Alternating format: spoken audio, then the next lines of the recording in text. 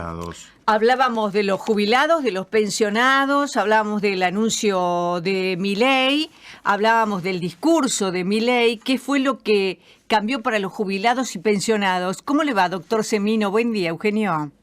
¿Qué tal? Qué gusto poder saludarlo. Gracias, Eugenio. Para nosotros también, porque los jubilados siempre esperan su palabra. Y en este caso, bueno, ¿qué nos dice de los jubilados después del discurso de Milei, después de el anticipo del bono de 70.000 pesos, de lo que aumentaron las jubilaciones? Cuéntenos. Sí, a veces los dichos de los políticos conviene analizarlos por los hechos. A ver, a partir del viernes pasado, el 1 de marzo, los 5 millones de jubilados de la mínima, que estaban en 105.000 pesos, pasaron a cobrar 135.000 pesos, más, como usted decía, un bono de 70.000 pesos. Los 2,5 millones de jubilados restantes, que durante el año y medio, a diferencia de quienes describí anteriormente, nunca tuvieron bono, quedaron en una situación muy particular, muchos de ellos, porque quedaron por debajo de lo que iban a cobrar los jubilados de la mínima. Por ejemplo, jubilados que al no tener bono estaban en 150, 160.000 pesos, cuando se les aplicó, como al resto, el 27% de reajuste de ley de movilidad, quedaban en el orden de los 1.900 pesos, de 1.900.000 pesos, los 200.000 pesos de haberes, es decir, por debajo de lo que paradójicamente cobraban los de la mínima. Por eso tuvieron que hacer un agregado a la resolución del bono y ahora incluir bonos para aquellos que estaban en esta situación. En el caso, por ejemplo, del de 150.000, que se iba a 190.000 pesos, un bono de 15.000 pesos, y así hasta llegar todos a los 205.000 pesos. Por eso cuento el hecho, porque a partir de ese momento el 90% de los jubilados de Argentina están cobrando 205.000 pesos. Esto, bueno, lo hablamos más de una vez, no cubre un 30% de su canasta de necesidades básicas, que estará superando, digo estará porque vamos a conocer la oficial los primeros días de abril, pero tomando la última de octubre y llevándola con índices de inflación a nivel general al día de la fecha, está superando los 650.000 pesos. En términos de qué se dice respecto a esto, bueno, se hace alusión nuevamente a lo que ya había presentado el Poder Ejecutivo en el Congreso y luego lo retiró, y es el tema del reajuste a través de una nueva fórmula que sería el IPC. En realidad es simplemente negar la gravedad del problema, porque vayamos ahora a la hipótesis de la aplicación de esa fórmula con índice de precios consumidor en un estado de un haber que ya, como decía anteriormente, no sirve absolutamente para nada. A ver, vayamos a, por ejemplo, si se aprobara esta semana una nueva fórmula con IPC y partiendo de la buena predisposición de suponer que baja la inflación a 10 puntos en el mes de marzo y aplicamos el IPC de marzo. Sobre los jubilados de la mínima de 135.000 pesos, el reajuste por IPC serían 13.500 pesos. Vale decir que debiera seguir aplicándose bono y ese tipo de adendas para poder enmascarar, como se viene haciendo desde hace más de un año y medio, la situación paupérrima de los jubilados. Doctor, ¿el ajuste en este sentido sería mensual? Eso era la hipótesis que se manejaba. Pero, ¿qué pasa, María? Hay algo que es fundamental. Hoy, el sistema político, yo me pierdo, no tengo el GPS de la política, pero bueno, lo llaman casta, anticasta, recontracasta, no sé, debería estar abocado a ver cómo recomponer el haber, en lugar, por ejemplo, de festejar como ocurrió el superávit fiscal en el mes de enero, donde los que pusieron la parte del león, no voluntariamente, para que ocurra este superávit, fueron los jubilados. El 32% de lo que se acumuló para ese superávit fue lo que se le pagó de menos a los jubilados. Es decir, el ajuste, como lo hacía Massa, lo sigue siendo el ministro Caputo, sobre el sector de jubilados y pensionados. A mí me llama la atención que no tenga trascendencia suficiente esto, donde ya llegamos, y yo lo vengo catalogando hace más de un año, de crisis humanitaria, y que en este contexto se sigan hablando de cuestiones de futuro. Por ejemplo, el cambio estructural que anunció el presidente en la seguridad social, sabemos que es absolutamente indispensable. Ahora, mientras ocurre el cambio estructural, mientras se discute si puede haber ingreso voluntario a sistemas privados y demás, lo que tienen que percibir los actores políticos es que hay 7 millones de argentinos o más muriéndose de hambre, no pudiendo comprar los alimentos, los medicamentos necesarios. El año pasado tuvimos un reajuste de jubilaciones con bono y demás de 140%, una inflación en general del 211% y medicamentos el 300%. Y este año, o esta gestión, estos 3 meses, tenemos una acumulada inflación de un 65% por lo menos, con un reajuste del 27%. Sí, la realidad de los jubilados es tremenda, ¿no? Estamos hablando de ellos, por eso vamos a puntualizar este tema enfocando las jubilaciones y las pensiones. Ahora, dígame, Eugenio, ¿qué ve hacia el futuro? Porque hoy estamos describiendo lo que ya se sabe. ¿Qué ve hacia el futuro a corto plazo? Mire, veo que no hay un debate sustancial aún a ese futuro, en cambio, en términos de la promovida o del promovido cambio estructural de la seguridad social. O sea que a futuro, a corto plazo, usted no ve cambios para los jubilados. Sí, yo lo que creo es que la gran discusión, porque escuché inclusive a algunos diputados hablar que, bueno, se vuelve a hablar de aumentar la edad jubilatoria, es decir, se toman variables que tienen que estar dentro de un contexto. Primero que no hay por qué aumentar la edad jubilatoria, porque no va a variar absolutamente nada. Hoy la gente en Argentina, la que tiene trabajo formal, no se quiere trabajar, no se quiere jubilar, ha llegado a los 65 años. Es decir, el tema central es debatir el financiamiento, que se genere un financiamiento real, y a partir de eso sí analizar la totalidad de las variables. Es decir, es de complejidad hacer un cambio estructural. Trabajé, fui invitado en algunos otros países en procesos de este tipo, y necesitan debates técnicos inclusive. Fíjese que cuando se habla de la edad en un país como Argentina, que envejeció muy poco en relación con Latinoamérica, donde estamos en una ventana demográfica, es decir, hoy envejecimos a tasa mundial, por lo cual tenemos el esprit para generar un buen sistema, es decir, porque dentro de 10 años ese envejecimiento se va a acelerar muy fuertemente, pero para esto hay que analizar eso, hay que analizar cuáles son los sistemas de producción en Argentina, cómo evolucionan esos sistemas productivos, cómo evoluciona el trabajo registrado. Tenemos una economía en negro prácticamente un 50%.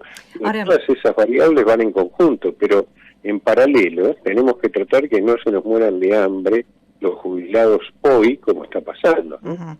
La pregunta que le quiero hacer a Eugenio es, los jubilados que están escuchando la radio, dice, bueno, ¿a partir de cuándo nos van a aumentar en torno a lo que es la inflación mensual? Bueno, eso dependerá de la ley. Es decir, ¿De que lleguen a un acuerdo con los gobernadores?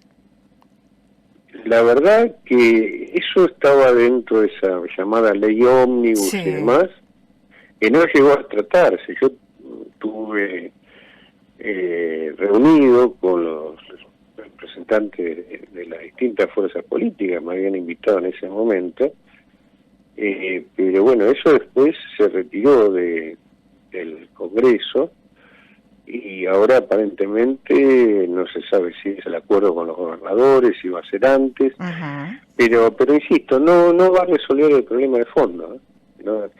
Es decir, siguen haciéndose maquillajes. No, pero digo, cuando... si hay un aumento mensual, es distinto esperar 3 meses para un aumento que ni siquiera alcanza la inflación. Obviamente.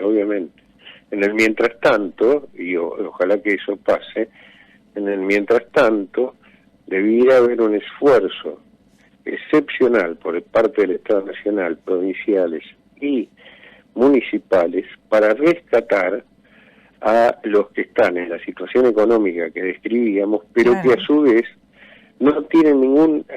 Porque uno dice, bueno, jubilado gana 200 pesos, pero por ahí tiene otro ingreso, o por ahí hay un hijo que lo ayuda. Eso es aparte. Uno tiene que pensar que el jubilado tiene que cobrar una jubilación digna. Después, si hace otra cosa, es un tema del jubilado, una decisión de él. Claro, por eso yo decía, y respondiendo a esto que usted señala, pero hay un sector de esos 7 millones, 8 millones, que no tiene hijo, no tiene otro ingreso, etcétera, etcétera. No sabemos cuántos son, 500.000, 700.000, 1 millón. Y por eso digo, los 3 estamentos del Estado, municipal, provincial y nacional, debieran hoy tener un comité de crisis dedicado a resolver esos temas, a ayudar a esa gente que no tiene nada, porque es la gente que se viene muriendo. Está bien. Entonces, digo, hay dos planos, el general, el que todos podamos acordar, está muy bien el IPC, etcétera, etcétera, pero mientras tanto no podemos permanecer, como hoy está ocurriendo y ya viene desde hace mucho tiempo, con los brazos cruzados mientras la gente se nos está muriendo, ¿no? Lo que le quería preguntar también es si vuelven las AFJP como se dijo en un primer momento después del discurso de Milei. Y eso es parte de otro debate que es integral. En muchos países del primer mundo hay sistemas mixtos, públicos y privados, que cohabitan voluntariamente. ¿Y cómo sería? Pero para eso... Sí, hay sistemas públicos estables. En Europa ingresaron... A ver si lo puede explicar un poquito como para que la gente entienda. Sí, hay un sistema... a ver, vamos a la Unión Europea. Hay sistemas públicos que son de reparto, entre comillas, como lo que teníamos acá en algún momento, y el trabajador puede... contratar en paralelo a ese sistema público un sistema privado, adoptar un sistema privado como si fuera un security, es decir, hacer un aporte a una aseguradora que le va a proveer, o en algunos países, de un ingreso extra o de un ingreso exclusivo desde lo privado. O sea, puede aportar a lo público, pero también llevar una parte del aporte a lo privado. Exactamente. ¿Y qué riesgos tiene esto? Mire, en Argentina ha fracasado las FJP, ha sido el afano de jubilaciones y pensiones. Fue un negocio de los bancos con algunos sindicalistas o algunos sindicatos, y fracasó. Y el sistema público está dejando estas consecuencias. Yo lo que creo es, por eso, que debe darse un debate serio y ver cómo estructurar sistemas. Yo soy defensor de los sistemas públicos. Ajá. Ahora, por ejemplo, ayer en Suiza, acá nadie se entera, pero ayer en Suiza hubo un plebiscito para ver si se le incorporaba a los jubilados un ingreso extra. Es decir, ellos tienen sistemas públicos compensados a los cuales van, obviamente, siempre hay crisis, hay dificultades, a los cuales van modificando o van incorporando nuevos elementos a medida que esto pase. No esperan que, como ocurrió en Argentina, que caiga a pedazos todo el sistema y decir, bueno, ahora lo cambiamos todo de un día para el otro, como ocurrió Bien, con la CFJP o la restatización, ¿no? Más allá de lo de Suiza, Semino, lo que quería preguntar es, ¿el aumento de la edad jubilatoria también es algo que se acerca para la Argentina? Mire, yo, si es una de las variables, pero esa variable, ¿cómo se hace? Si se toma, en realidad, cuál es la proyección del envejecimiento, y en relación a eso se va aumentando progresivamente, por ejemplo, un mes por año o alguna cosa así. Por ejemplo, el gran lío en Francia sobre el aumento de la edad jubilatoria, que llegó de 62 a 65 años la jubilación, y que se rompieron media Francia, es recién para el 2030. Uh-huh. Es decir, no es que aumentaba a partir de mañana y a partir del que hoy ya está aportando se va a jubilar 5 años después, cosa que se ha hecho en Argentina. Uh-huh. Es decir, son esquemas progresivos. Claro, es una planificación de aquí a 6 años, lo que me dice de Francia. Sí, exactamente, y fíjese que estamos hablando de un país que tiene 10 años más de expectativa de vida de Argentina. Sí, y otras jubilaciones, ¿no? Y otras, sí. Otros ingresos. La jubilación mínima en la Unión Europea está alrededor de los 900 euros. Uh-huh. Sí. Bueno, todo es más caro también, ¿no? Así que habría que ver cuánto cuesta alquilar para un jubilado que no tiene todavía la vivienda. Sí. ¿Cuánto cuestan los medicamentos también? Uno ve que son 900 euros, para acá es muchísimo, y por allí para Europa no.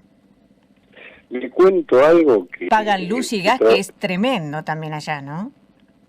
Sí, no tan, los servicios son más caros en Europa. Pero le cuento algo, que yo trabajo desde hace casi 30 años en 3 universidades de países europeos. Y hoy, Argentina, por ejemplo, la comida y otros insumos son más caros en euros que en esos países. Uh-huh. Con ingresos, bueno, que son los que sabemos, ¿no? Paupérrimos. Bueno, Semino, ¿qué queda en claro de todo lo que hablamos? Por favor, cuéntemelo. Que los jubilados hoy no pueden vivir con lo que cobran y que hay que generar un salvavidas para los que no tienen otro tipo de apoyo social, de red social o familiar. De lo que dijo Milei, ¿nada es un aliciente? Lo que dijo el presidente, hay cosas que son obvias. Un cambio estructural del sistema hay que hacerlo, ir a una fórmula mejor, también hay que hacerlo. Ahora, lo que queda pendiente es tal vez lo más urgente, es recomponer el haber para que esa fórmula sirva. Claro. Sobre 200.000 pesos, apliquemos la fórmula que apliquemos, no alcanza. Es nada. Gracias, Doc. Le mando un abrazo grande. Un abrazo grande, lo mejor. El doctor Eugenio Semino, defensor de la tercera edad. 8 de la mañana, 45 minutos. Temperatura a esta hora en la ciudad. 13 grados 5 décimas, la humedad 77%, el cielo despejado.